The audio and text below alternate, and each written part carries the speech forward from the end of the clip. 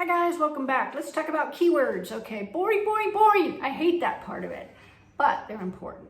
So do a little bit of keyword research in your niche and see what keywords are trending. When I talk about keywords, for us, it would be house for sale, Italian properties for sale, blah, blah, blah, blah, blah.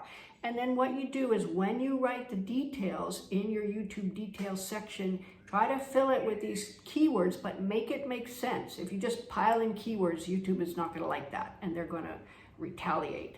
But be creative with your text.